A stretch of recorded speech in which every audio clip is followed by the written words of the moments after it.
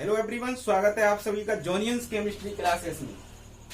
जो कि जोनियंस chemistry classes आपके लिए सीरी लेके चल रही है CSIR NET GATE IIT JEM के लिए। तो चलिए देखिए गाइस, आज से हम अपना नया चैप्टर स्टार्ट करते हैं फिजिकल केमिस्ट्री का। और फिजिकल केमिस्ट्री में हम पढ़ना स्टार्ट करेंगे अपना सॉलिड स्टेट। कौन सा टॉपिक पढ़ना स्टार्ट करेंगे? Solid state.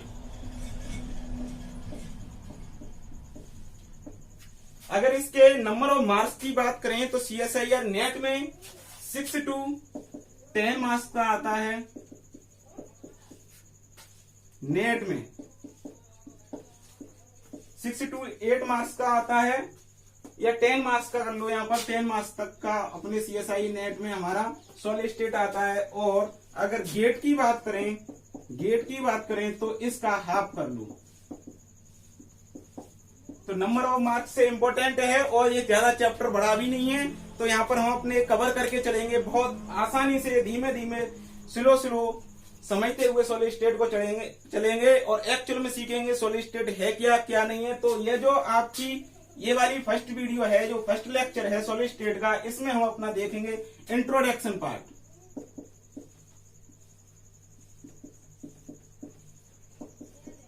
सॉलिड स्टेट का इस लेक्चर में हम इंट्रोडक्शन सीखेंगे। और इंट्रोडक्शन में किसी भी फिजिकल केमिस्ट्री हो या कोई भी केमिस्ट्री हो, किसी भी केमिस्ट्री में हम सबसे पहले किसी भी टॉपिक को स्टार्ट करने से पहले हम 3 चीजें स्टार्ट करेंगे। 3 क्वेश्चन हमारे दिमाग में होने चाहिए। वो ये हैं कि व्हाट, जो टॉपिक हम पढ़ रहे हैं वो है क्या, उस टॉपिक को हम क्यों पढ़ें और उस टॉपिक को हम कैसे पढ़ें। How, what, why, how. किसी भी टॉपिक का, चाहे वो अब सॉलिड स्टेट हो या उधर आपकी क्लासिकल थर्मोडायनेमिक्स सीरीज चल रही है, क्लासिकल थर्मोडायनेमिक्स हो या क्वांटम सीरीज चलेगी, आपकी जो भी सीरीज चलेगी उसमें जो भी सीरीज हम पढ़ाएंगे आपको, उसमें सबसे पहले इंट्रोडक्शन चैप्टर में यही सीखेंगे कि एक्चुअल में व्हाट है क्या वो चीज, क्यों पढ़ेंगे और कैसे पढ़ेंगे। होता क्या है कि हम पढ़ते जाते हैं और हमें यही नहीं पता होता कि क्वांटम क्या है, कि सॉलिड क्या है, क्यों पढ़ते हैं, हमको कैसे पढ़ेंगे। ये चीज बेसिक जानकारी होती है और इन बेसिक जानकारी में ही हम नहीं सीख पाते हैं। तो चलिए हम स्टार्ट करते हैं सबसे पहले इंट्रोडक्शन पार्ट से, और उसमें हम तीनों क्वेश्चन का अपना आंसर देखते हैं। तो स्पेशली ये लेक्चर है आपका CSIR नेट एंड गेट और IIT JEM वालों के लिए। और एक बात आपको बता दूं, जो बच्चे हमसे फर्स्ट ईयर 11th क्लास और 12th क्लास और IIT JEE एंड नीट के कनेक्ट हो रहे हैं, उनके लिए भी आपको एक अपकमिंग नई सीरीज आएगी। आपको भी सिलेबस लिया जाएगा और आपको भी एक सॉलिड स्टेट है 11th 12th में IIT JEE नीट के लिए। इसके लिए हम अलग से सीरीज चलाएंगे और जल्दी आएगी ये सीरीज। तो उसमें आपका 11th 12th क्लास का पूरा सिलेबस केमिस्ट्री का हमारे जोनियंस केमिस्ट्री में कवर किया जाएगा। और 11th 12th के साथ ही वह टॉपिक उस लेवल तक कवर किया जाएगा। आपको IIT JEE और नीट लेवल वहीं पर मिलेगी। ठीक है, तो ये वाला जो लेक्चर है आपका सॉलिड स्टेट, हम पढ़ना स्टार्ट करेंगे। ये सीरीज आपकी CSIR नेट और गेट और IIT JEM के लिए है। तो ठीक है, तो हम चलिए स्टार्ट करते हैं अपना सॉलिड स्टेट पढ़ना। बात करें सॉलिड स्टेट की, तो सॉलिड स्टेट हम बचपन से पढ़ते आ रहे हैं। 9th 10th 11th 12th में भी सॉलिड स्टेट है। तो सॉलिड स्टेट की अगर हम डेफिनेशन की बात करें, अच्छा हम जनरल बात करें स्टेट ऑफ मैटर की, स्टेट ऑफ मैटर की हम जनरल बात कर रहे हैं। तो हमारे स्टेट ऑफ मैटर 3 हैं, जनरल बात कर रहे हैं हम केवल यहाँ पर। वैसे तो 5 की समथिंग है, लेकिन हम यहाँ बात कर रहे हैं, जनरली बात कर रहे हैं स्टेट ऑफ मैटर की। और स्टेट ऑफ मैटर हमारे कितने हैं? 3, सॉलिड, लिक्विड एंड गैस। तो यहाँ पर स्टेट ऑफ मैटर की बात कर रहे हैं, तो यहाँ पर स्टेट ऑफ मैटर हमारे जल्दी 3 है, सॉलिड है, लिक्विड है और गैस है। तो हम यहाँ पर अपना पढ़ना स्टार्ट करेंगे सॉलिड को। तो देखिए ये डेफिनेशन जो इंट्रोडक्शन सॉलिड स्टेट का हम पढ़ते आ रहे हैं, बचपन से ही पढ़ते आ रहे हैं। बचपन से मतलब मेरा यह है कि जब से हमने केमिस्ट्री पढ़ना स्टार्ट की है तब से ही हम अपना सॉलिड स्टेट पढ़ता आ रहे हैं।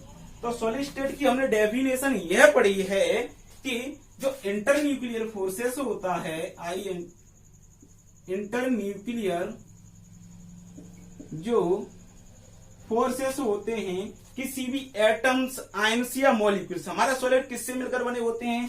सॉलिड क्या है? सॉलिड का फॉर्मेशन होता है एटम, आयंस या मॉलिक्यूल्स, एटम, आयंस या मॉलिक्यूल्स। तो हमने सॉलिड की डेफिनेशन क्या पढ़ी है कि एटम, आयंस और मॉलिक्यूल के बीच में जो इंटरन्यूक्लियर फोर्स होता है वो कैसा होता है? स्ट्रॉन्ग होता है। इंटरन्यूक्लियर, इनके आयनों के बीच में, आयंस के बीच में, एटम के बीच में और मॉलिक्यूल्स के बीच में जो हमारा इंटरन्यूक्लियर फोर्सेस होता है वो स्ट्रॉन्ग होता है। यह डेफिनेशन हम छोटे से पढ़ते आ रहे हैं, लेकिन यह डेफिनेशन सफिशिएंट नहीं है, सफिशिएंट नहीं है हमारे एडवांस लेवल के लिए। हमारे एडवांस लेवल के लिए यह डेफिनेशन सफिशिएंट नहीं है। केवल हम इंटरन्यूक्लियर फोर्सेस के बेस पर सॉलिड की डेफिनेशन नहीं दे सकते। क्यों नहीं दे सकते वो आइए देखिए, समझ के चलते हैं। हम जानते हैं, हमने पढ़ा है कि जो इंटरन्यूक्लियर फोर्सेस हैं जनरली 3 टाइप्स के होते हैं। Number first ionic internuclear force, number second covalent internuclear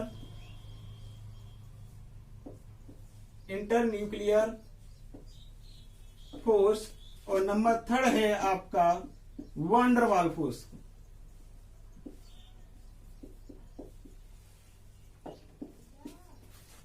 हम इंटरन्यूक्लियर फोर्स की बात करें जनरली तो हम 3 टाइप्स के इंटरन्यूक्लियर फोर्स पढ़ते आ रहे हैं। Number first ionic internuclear force, number second covalent internuclear force, number third है हमारा van der Waals nuclear internuclear forces. तो हम इंटरन्यूक्लियर फोर्सेस में अगर स्ट्रॉन्ग की बात करेंगे, स्ट्रॉन्ग किसकी? इंटरन्यूक्लियर फोर्सेस के स्ट्रॉन्गनेस की बात करें, इंटरन्यूक्लियर फोर्सेस के स्ट्रॉन्ग की बात करें तो जो आयनिक इंटरन्यूक्लियर फोर्स होता है इसमें एटम्स, आयंस, इनमें आयंस के बीच में ज्यादा फोर्स होता है, यानी कि ये ज्यादा स्ट्रॉन्ग होता है कंपेरिजन टू इसको कोवलेंट इंटरन्यूक्लियर फोर्सेस से ये ज्यादा स्ट्रॉन्ग होता है। और ये कोवलेंट इंटरन्यूक्लियर फोर्सेस ज्यादा स्ट्रॉन्ग होता है van der Waals internuclear forces. तो हम कह सकते हैं कि सबसे ज्यादा स्ट्रॉन्ग फोर्स होता है वो इंटरन्यूक्लियर बेस के आधार पर आयनिक इंटरन्यूक्लियर फोर्स होता है, उसके बाद कोवलेंट इंटरन्यूक्लियर फोर्स होता है, उसके बाद van der Waals internuclear forces होता है। तो कहने का मतलब यह हुआ अगर हम इंटरन्यूक्लियर फोर्स के बेस पर किसी भी डेफिनेशन दें किसी भी सॉलिड की, तो इसका मतलब यह हुआ बेस सॉलिड जो इंटरन्यूक्लियर फोर्स है उन सॉलिड के मध्य, बेस सॉलिड जिनके एटम्स, आयंस या पार्टिकल या मॉलिक्यूल्स के बीच में अगर आयनिक इंटरन्यूक्लियर फोर्स लग रहा है तो बेस सॉलिड सबसे ज्यादा स्ट्रॉन्ग होंगे, सबसे ज्यादा मजबूत होंगे। और बेस सॉलिड जिनके एटम्स, आयंस एंड मॉलिक्यूल्स के बीच में कोवलेंट फोर्स लग रहा है, कौन सा फोर्स लग रहा है? कोवलेंट फोर्स लग रहा है, तो बेस सॉलिड थोड़े कम स्ट्रॉन्ग होंगे कंपेरिजन टू इंटरन्यूक्लियर फोर्सेस, क्योंकि इसका जो फोर्स है आयनिक फोर्स से थोड़ा कम होता है। और बेस सॉलिड, अच्छा वैन डर वाल्स फोर्स की बात करें तो वैन डर वाल्स नाम सुनते ही आप लोग चौंक जाते हो, अरे वैन डर वाल्स तो भाई एक क्या है? गैसों के मध्य लगने वाला है, गैसों के बीच लगने वाला फोर्स है, ये तो सॉलिड हो ही नहीं सकता। तो आइए देखते हैं हम इस बेस पर। लेकिन जो हमारा आयनिक फोर्स है, आयनिक इंटरन्यूक्लियर फोर्स है, ये भी हमारा सॉलिड बनाता है। और एग्जाम्पल है हमारा NaCl, नमक जो हम खाने में खाते हैं, और BaCl और ETC एग्जाम्पल है। यानी कि आयनिक इंटरन्यूक्लियर फोर्स के बेस पर सॉलिड का फॉर्मेशन होता है। ये तो बात हमको अच्छी लग रही है, पच भी रही है, क्योंकि हमने पढ़ी है कि इंटरन्यूक्लियर फोर्सेस आयन एटम या मॉलिक्यूल्स के बीच में जिसमें ज्यादा हैं, तो वो क्या है, अच्छा सॉलिड है। एक कैसा सॉलिड है, एक अच्छा सॉलिड है।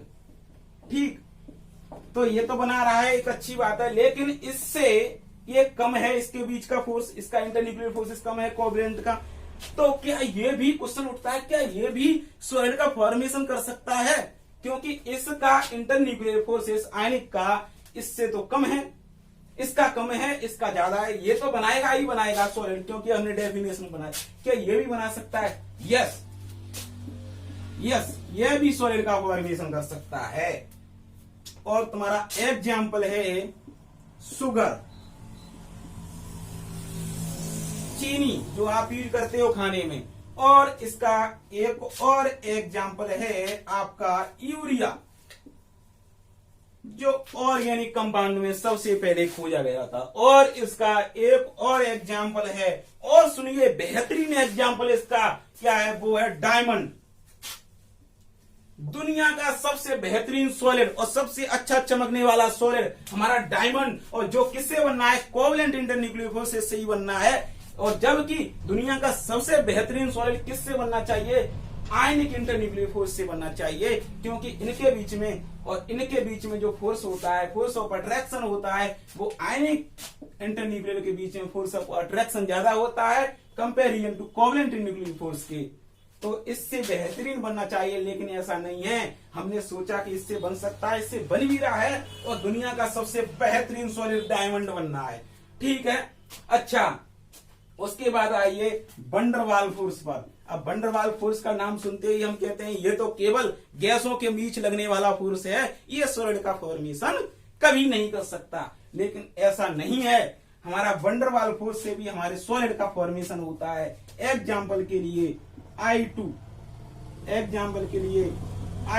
सॉलिड लीजिए, I2 सॉलिड लीजिए। और एग्जाम्पल के लिए आप I2 सॉलिड और आइस, बर्फ। अब लोग समझ रहे होंगे कुछ कि आइस में तो हाइड्रोजन बॉन्ड बनता है, वंडरवाल बॉन्ड कैसे बनता है? अरे भैया, हाइड्रोजन बॉन्ड बना होता है type of van der Waals force. Van der Waals force का टाइप ही हाइड्रोजन बॉन्ड है या हाइड्रोजन फोर्स है। ठीक है भैया, तो आपकी ये बात तो एकदम गलत साबित होती है कि जो हमारे सॉलिड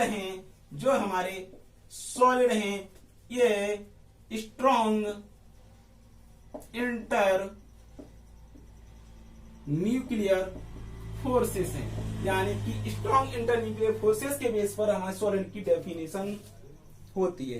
तो इस डेफिनेशन को हम क्लियर नहीं कह सकते, तो कुछ ना, अच्छा, इंटर न्यूक्लियर फोर्सेस तो होता है सॉलिड के बीच में, लेकिन इसके साथ साथ एक चीज और होती है। तब ये फंडा हमें समझ में आएगा कि आयनिक इंटर न्यूक्लियर फोर्सेस इसकी कंपैरिजन में भी अच्छा बनाना चाहिए ये, लेकिन इसमें अच्छा बनना है सॉलिड का फॉर्मेशन, इसमें डायमंड जैसा सॉलिड का फॉर्मेशन हो रहा है। और वंडर वाल फोर्स जो कि हम पढ़ते आए हैं हमेशा गैसों के मॉलिक्यूल्स के बीच में लगता है, लेकिन यहाँ पर ये सॉलिड के बीच में भी लग रहा है, सॉलिड का भी फॉर्मेशन हो रहा है।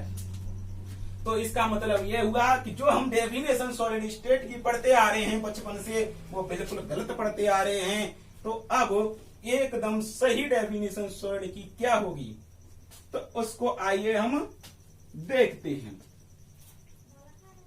हमने पढ़ा कि जो सॉलिड स्टेट हैं इंटर न्यूक्लियर फोर्सेस के बेस पर इसको डिफाइंड किया गया है। कहने का मतलब जिसमें ज्यादा इंटर न्यूक्लियर फोर्सेस है वो हमारे सॉलिड हैं, लेकिन ऐसा नहीं है जो कि आपने अभी देखा। तो हमने सोचा कि फिर क्या है, फिर ये फंडा क्या है, फिर कैसे समझेंगे कि एक्चुअल में हमारा सॉलिड क्या है। तो एक बात ये समझ में आई कि इंटर न्यूक्लियर फोर्सेस जो हमारा सॉलिड है, इसका जो फॉर्मेशन होगा, इस सॉलिड का जो फॉर्मेशन होगा, यह इंटर न्यूक्लियर फोर्सेस पर तो डिपेंड करेगा ही करेगा, यानी कि उनके मॉलिक्यूल्स, एटम और आयंस, कौन कौन मॉलिक्यूल्स, एटम एंड आयंस, इनके बीच में इंटर न्यूक्लियर फोर्स तो होगा ही होगा और स्ट्रॉन्ग ही होगा, लेकिन इसके साथ साथ कुछ एक नई चीज भी होगी जो कि हमें सॉलिड स्टेट की एक परफेक्ट डेफिनेशन देती है। वो होता है अरेंजमेंट।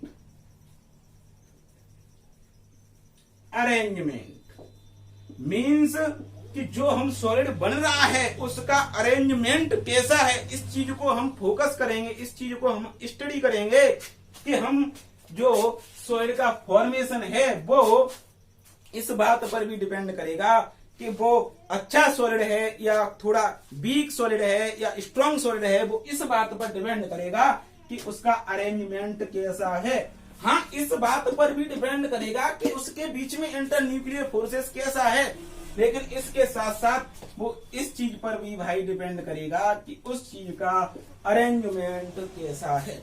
तो बात समझ में आई, सॉलिड स्टेट किसे कहते हैं कि सॉलिड स्टेट के उनके बीच में इंटर न्यूक्लियर फोर्सेस होता है और उसके साथ साथ उसका अरेंजमेंट भी कैसा है, इस बात पर डिपेंड करते हैं। तो हमारा पहले क्वेश्चन का आंसर समझ में आया कि व्हाट सॉलिड स्टेट क्या है। पहले क्वेश्चन का आंसर हमें समझ में आया कि सॉलिड स्टेट क्या है। तो हमें एक्चुअल जो रियल डेफिनेशन है, जो हमेशा रियल डेफिनेशन है जो आप अभी तक गलत पढ़ते आ रहे थे, वो आपको एकदम सही समझ में आई कि सॉलिड स्टेट क्या है। अब आगे चलते हैं अगले क्वेश्चन पर कि क्यों पढ़े हम सॉलिड स्टेट को, क्या मतलब है हमारा सॉलिड स्टेट पढ़ने का। तो चलिए देखते हैं। अच्छा, यहाँ पर जो भी टॉपिक आपको पढ़ाया जाएगा वो पूरा का पूरा टॉपिक कवर किया जाएगा। जॉनियंस केमिस्ट्री आपको जो टॉपिक पढ़ाएगी वो पूरा का पूरा टॉपिक कवर किया जाएगा। फुल टॉपिक कवर होगा, पहली बात फुल टॉपिक कवर होगा, प्लस सारे के सारे प्रीवियस ईयर क्वेश्चन होंगे। प्रीवियस ईयर क्वेश्चन में CSIR NET, GATE and tipper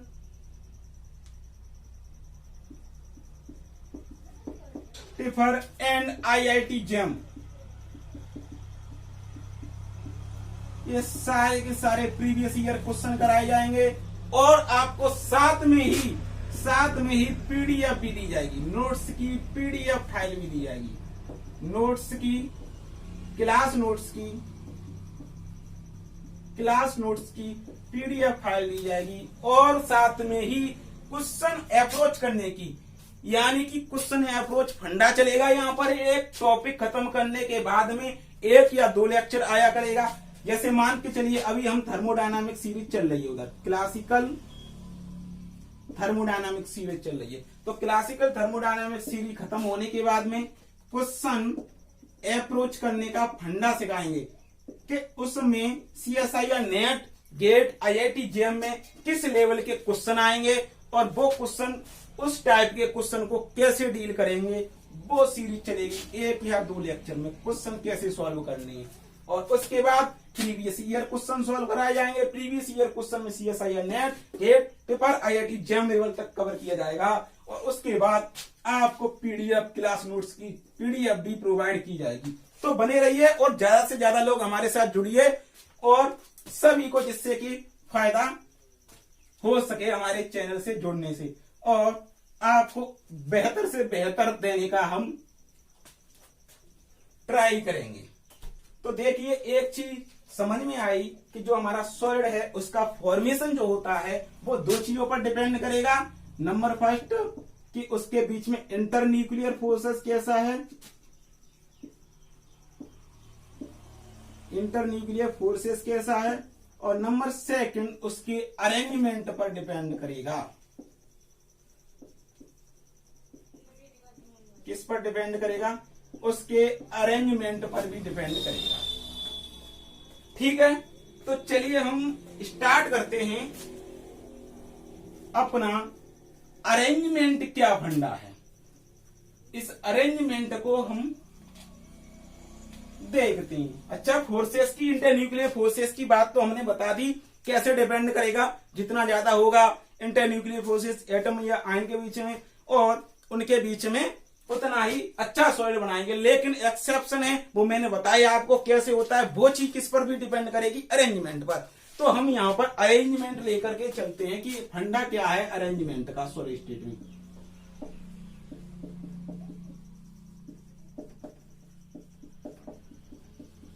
solid state में अरेंजमेंट का फंडा क्या है? सॉलिड स्टेट में जो अरेंजमेंट किया जाता है वो टू टाइप से किया जाता है। कितने टाइप से? टू टाइप से। नंबर फर्स्ट है आपका regular arrangement, number first regular arrangement, और नंबर सेकंड है आपका irregular, number second irregular arrangement. Arrangements किसी भी सॉलिड का करेंगे और कितने तरीका से करेंगे? दो तरीका से हो सकता है भैया। कितने तरीका से हो सकता है भैया? दो तरीका से हो सकता है। नंबर फर्स्ट रेगुलर अरेंजमेंट और नंबर दो इरेगुलर अरेंजमेंट। अच्छा, ये रेगुलर अरेंजमेंट क्या होता है और इरेगुलर अरेंजमेंट क्या होता है, समझ के चलिए। एक बात, इस चीज को समझने से पहले एक चीज अपने दिमाग में रख लो। हम सॉलिड पढ़ रहे हैं। दुनिया में जितने भी सॉलिड हैं, दुनिया में जितने भी सॉलिड हैं और जो हम पढ़ेंगे वो सब कैसे हैं? 3D हैं। कैसे सॉलिड हैं? 3D सॉलिड हैं। दुनिया के जितने भी सॉलिड हैं सारे के सारे 3D सॉलिड हैं। तो इस बात को समझिए। लेकिन हम डायरेक्ट 3D नहीं समझ सकते, इसलिए किसी भी शेप को हम 1D समझेंगे, 2D समझेंगे, फिर 3D समझेंगे। तो यहां पर हमने ये बनाए, दो गोले कर दिए। ये जब हम बात करते हैं 2D की कि ये गोला 2D है, और जब बात करें हम 3D की, यही गोला हम 3D बताएं। जब 2D बताते हैं इसको, तब इसको आप अपने दिमाग में सर्कल मान लीजिए। क्या मान लीजिए? सर्कल है ये। और जब हम 3D बताते हैं तब इसको अपने दिमाग में स्फीयर मान लीजिए।